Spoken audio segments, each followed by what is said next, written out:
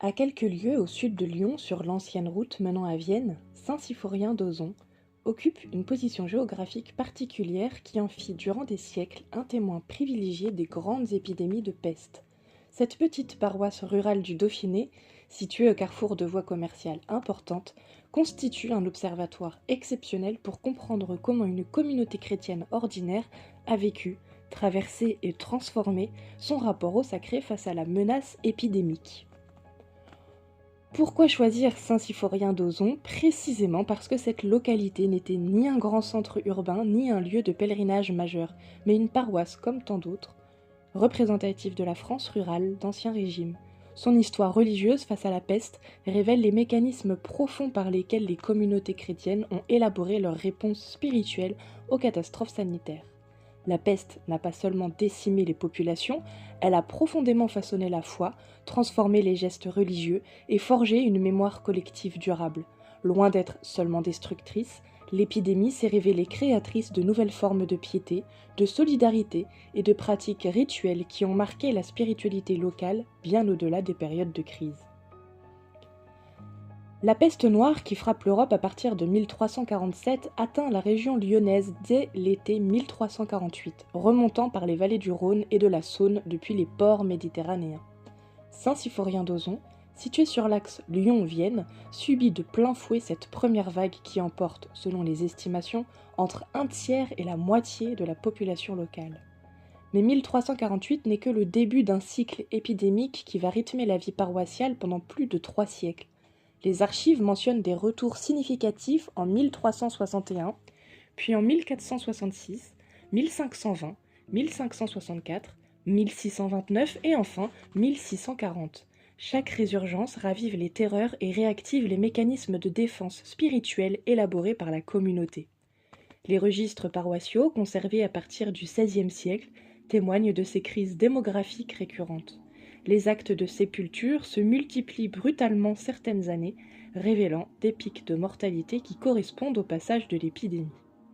La position géographique de Saint-Symphorien d'Ozon en fait un point de passage obligé sur la route reliant Lyon à Vienne.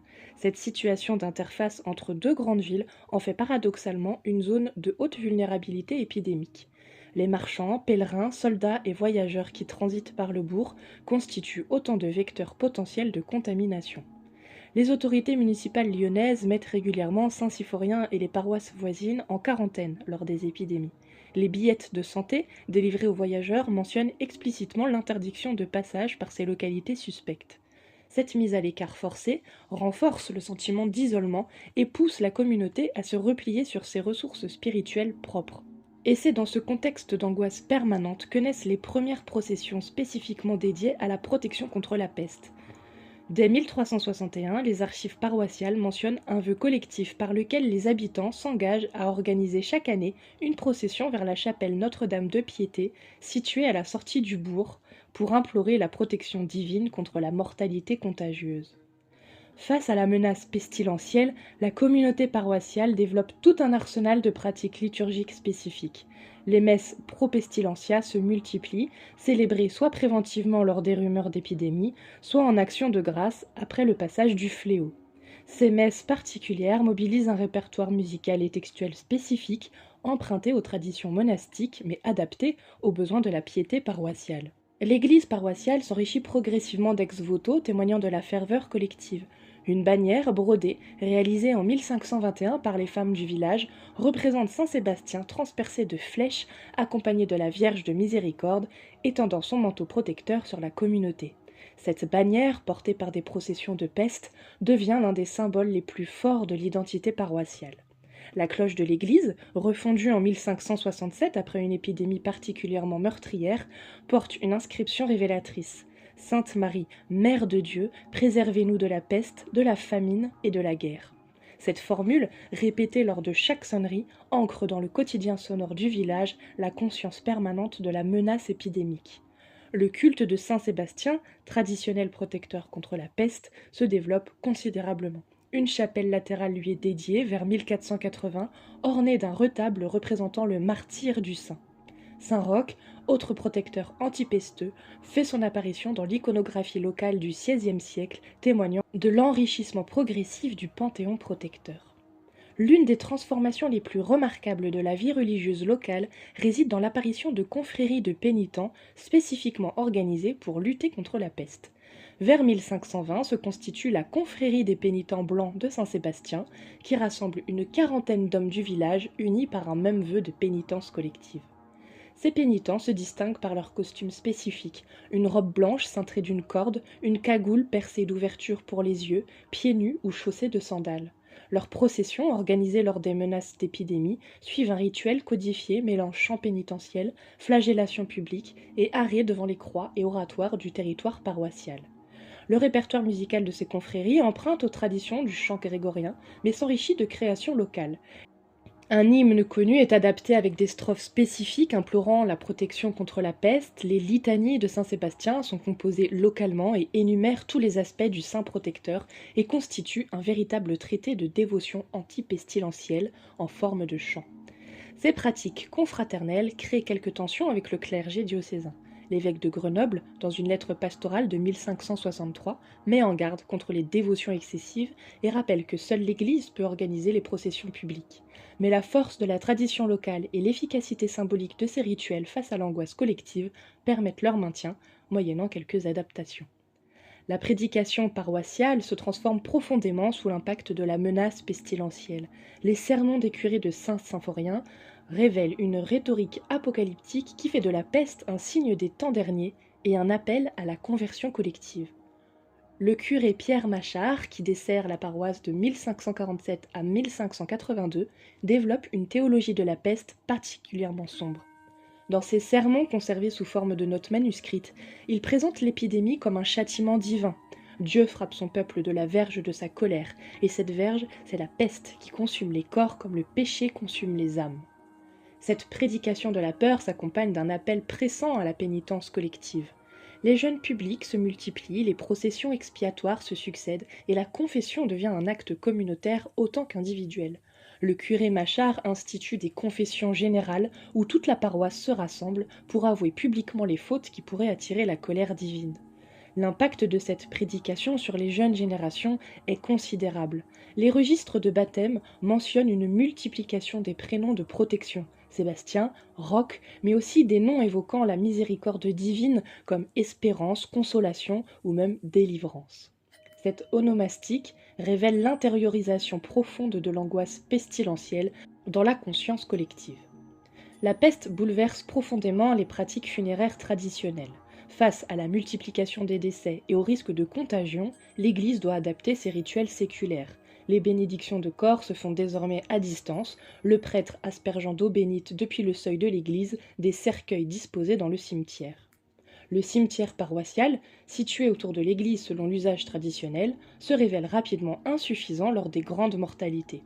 En 1520, puis à nouveau en 1629, les autorités paroissiales doivent ouvrir des cimetières temporaires à l'extérieur du bourg. Ces cimetières de peste deviennent des lieux de mémoire particuliers, marqués par des croix de bois puis de pierre qui ponctuent encore aujourd'hui le paysage local. Les rituels funéraires eux-mêmes se simplifient et s'abrègent. Les veillées funèbres traditionnelles, qui rassemblaient toute la parentèle et le voisinage, disparaissent temporairement. Les corps sont ensevelis rapidement, parfois collectivement, avec des rites réduits au minimum canonique. Paradoxalement, cette simplification s'accompagne d'une intensification de la prière pour les défunts. Les messes de requiem se multiplient, financées par des fondations pieuses spécifiquement créées pour les morts de peste. Ces fondations, alimentées par les survivants reconnaissants, constituent un capital spirituel durable qui profite à toute la communauté paroissiale. Le comportement du clergé face à la peste révèle absolument toute la complexité de la condition sacerdotale à l'époque moderne. Les archives paroissiales conservent le souvenir contrasté de prêtres qui ont fait des choix opposés face au danger. Le curé Jean Bertrand, qui dessert la paroisse lors de la peste de 1466, meurt en administrant les derniers sacrements aux malades. Son successeur, Pierre de Vaux, fuit au contraire vers Lyon dès les premiers cas déclarés en 1520, laissant la paroisse sans prêtre pendant plusieurs mois. Ces comportements opposés suscitent des réactions diverses dans la population, entre vénération pour les martyrs de la charité et amertume envers les pasteurs mercenaires. La mortalité sacerdotale lors des épidémies pose des problèmes pratiques considérables. En 1629, 3 prêtres successifs meurent de la peste en l'espace de 2 mois, laissant la paroisse sans desservant. L'évêque de Grenoble doit alors faire appel à des religieux mendiants pour assurer l'intérim. Ces crises du clergé ont des conséquences durables sur les vocations. Paradoxalement, elles semblent stimuler les vocations chez les jeunes gens, témoins de ces drames. Les registres diocésains mentionnent plusieurs cas de jeunes hommes de Saint-Symphorien qui entrent au séminaire après avoir vu mourir leur curé de la peste, comme si cette mort héroïque constituait un appel particulier. Les crises pestilentielles, loin de se contenter de perturber temporairement la vie religieuse, engendrent des pratiques durables qui marquent profondément l'identité paroissiale. Le vœu de 1361, renouvelé après chaque épidémie, devient une tradition annuelle qui perdure jusqu'à la Révolution française. Cette procession annuelle, fixée au 20 janvier, fête de Saint-Sébastien, suit un parcours ritualisé qui dessine une géographie sacrée de la protection antipestilentielle. Elle part de l'église paroissiale, traverse le bourg en s'arrêtant devant les maisons où la peste a fait des victimes, puis gagne la chapelle Notre-Dame de Piété, où une messe solennelle est célébrée. Ce parcours, répété année après année, grave dans l'espace et dans la mémoire collective le souvenir des épidémies passées. L'érection de croix de peste constitue une autre pratique durable. La première, érigée en 1361 à la sortie du village sur la route de Lyon, porte une inscription en latin demandant la protection divine. D'autres croix sont ajoutées après chaque épidémie, créant un réseau de marqueurs sacrés qui balisent le territoire paroissial. Ces croix deviennent des lieux de prière particuliers où les habitants viennent allumer des cierges lors des rumeurs d'épidémie. L'intégration de la mémoire pestilentielle dans le calendrier liturgique local constitue peut-être la transformation la plus profonde. Outre la fête de Saint-Sébastien, la paroisse institue une octave de la miséricorde, 8 jours de prière spéciale qui précèdent chaque carême.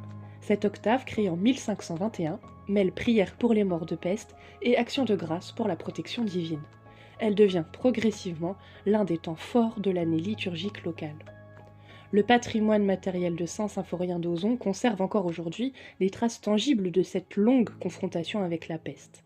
La plus remarquable est sans doute la croix de 1629, érigée au lieu dit Les Morts, après la dernière grande épidémie.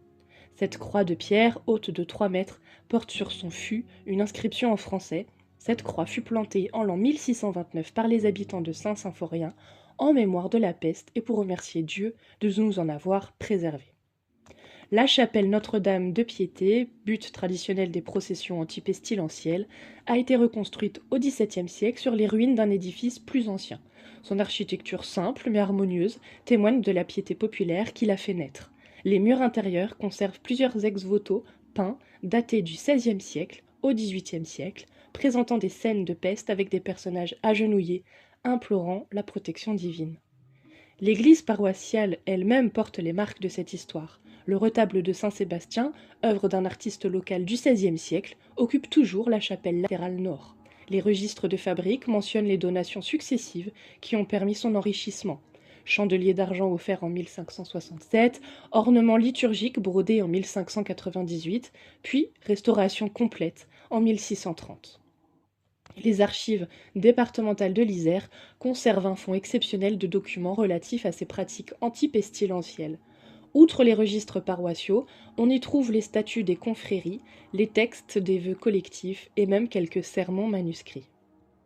L'histoire religieuse de Saint-Symphorien d'Auzon, face à la peste, révèle comment une petite communauté chrétienne a su transformer l'épreuve en ressources spirituelles durables. Loin de se contenter de subir passivement les épidémies, cette paroisse rurale a développé un système cohérent de réponses religieuses qui ont profondément marqué son identité collective. La peste s'est révélé un puissant révélateur de la religiosité populaire. Face à la menace de mort, les habitants ont puisé dans le répertoire traditionnel du christianisme, mais l'ont adapté, enrichi, transformé selon leurs besoins spécifiques. Les confréries de pénitents, les processions antipestilentielles, les vœux collectifs témoignent d'une créativité spirituelle remarquable qui dépasse largement la simple répétition de formules convenues. Cette créativité s'est exprimée dans tous les domaines de la vie religieuse, la liturgie, l'architecture, l'iconographie, la musique, la littérature pieuse. la peste a stimulé une véritable renaissance artistique et spirituelle locale, dont les traces matérielles et documentaires enrichissent encore aujourd'hui notre compréhension de la culture religieuse d'Ancien Régime. L'exemple de Saint-Symphorien d'Ozon éclaire également les enjeux contemporains. Les mécanismes de réponse collective aux épidémies que nous avons observés, parmi la recherche de protection communautaire, l'élaboration de rituels rassurants, la création de mémoires collectives, ne sont pas sans rappeler certains aspects de notre propre expérience récente face à la pandémie de Covid-19. Les gestes barrières, les confinements, les rituels de protection sanitaire constituent peut-être les équivalents laïques des anciennes processions et prières antipestilentielles. Cette histoire locale nous invite donc à réfléchir sur la permanence des réflexes humains face aux épidémies, au-delà des variations de contexte religieux et culturel. Elle montre comment les communautés humaines, confrontées aux menaces sanitaires, développent toujours des stratégies collectives de survie qui mêlent efficacité pratique et réconfort symbolique. En ce sens, l'histoire religieuse de la peste à Saint-Symphorien d'Ozon constitue bien plus qu'un simple épisode d'histoire locale, elle nous offre un miroir pour comprendre nos propres réactions contemporaines face aux défis sanitaires du présent.